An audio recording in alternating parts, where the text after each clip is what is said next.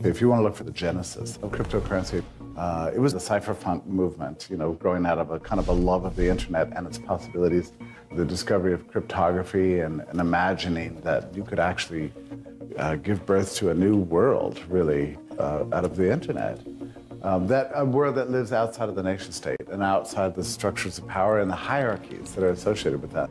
These people had talked about the need and the possibility for a digital currency that was anonymous or could be anonymized using cryptography. The cypherpunks that emerged in the early 90s were hyper concerned about privacy, about personal liberty, and a lot of people had come up with their own systems. Some of them came very close to Satoshi did in 2008 was Satoshi took a lot of these ideas and made them work and created an encryption-based protocol. It's not really a currency, utilizing a ledger called the blockchain, allowing for many kinds of transactions to occur. Contracts, all kinds of things can be built into the blockchain.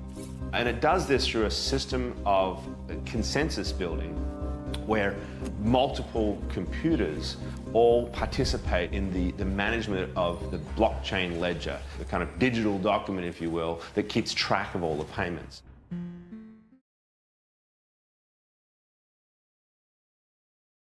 I discovered Bitcoin's power when I understood for the first time that it was not controlled by a central company or a central person, because I knew that meant it couldn't be shut down. And if it can't get shut down, all it needs is to do something useful, and it will become more and more adopted.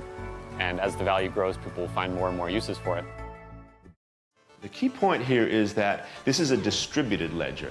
There is no central server. All the other ledgers that we have, all banking ledgers, all company ledgers, they all sit and reside inside that company, which means they have one point of attack. They can be hacked. JP Morgan was hacked by cyber thieves not so long ago. Home Depot, Target, we've had all these companies get hacked, precisely because there's one central repository of information. The Bitcoin ledger resides on thousands of computers. You can't hack that. Send something of value across the internet, you had to get somebody else involved. You had to have a credit card company or PayPal or maybe a bank involved in the transaction. The promise of Bitcoin is that you're directly sending this currency to another person, and then the Bitcoin network performs the function that normally PayPal or a bank or your credit card company would perform. Bitcoin really puts the control back in the hands of everybody. Everybody who's participating in the Bitcoin system is controlling how it works. Transaction is recorded, and once it is recorded in the blockchain, it is there, it is permanent, it cannot be altered, it cannot be changed, so that you can read it. Now, the identities of the people are encrypted, the wallets are encrypted, so you don't know who is spending the money, but you know that every single Bitcoin out there has a history, you know where it's been, you know the different addresses it's gone between.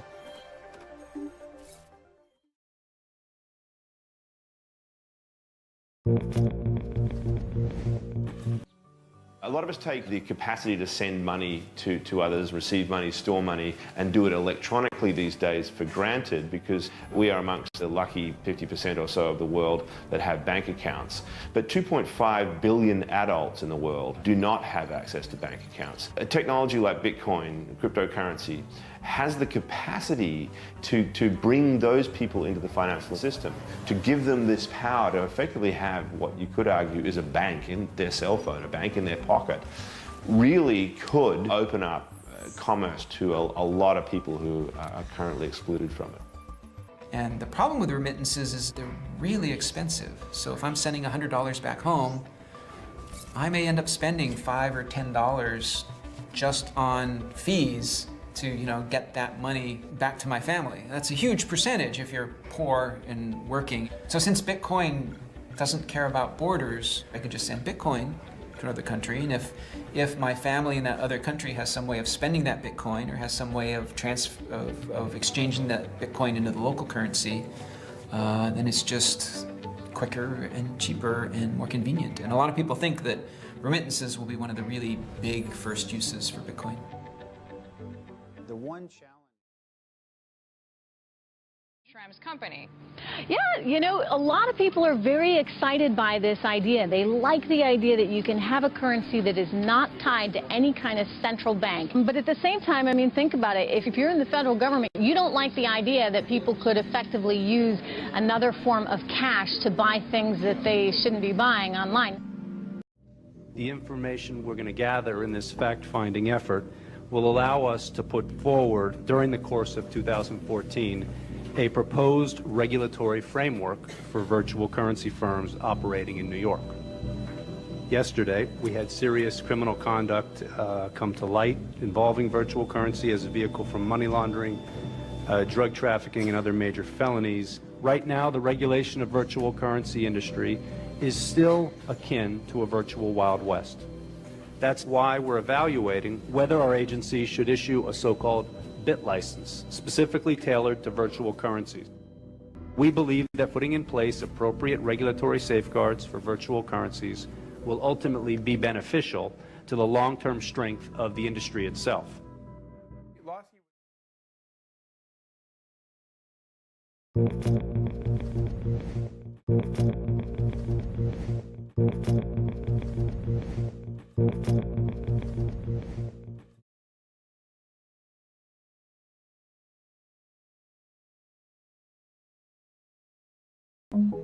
I have no problem with the banking system and the financial industry co-opting Bitcoin, primarily because Bitcoin can't really be co-opted. The fact that it's decentralized means no one can control it, no matter who they are or how much money they have. Bitcoin is a battle of ideas, and it forces the issue of whether people should be free in their handling of money as they are in their handling of speech or religion or relationships with each other. If you want to have this thing go mainstream, you're going to have the regulators, the lawmakers weigh in on it. And one of the first ones who really took it.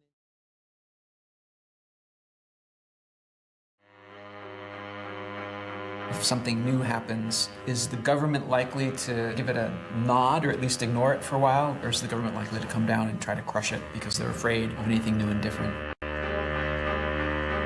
This is a monetary revolution. Bitcoin is the honest currency.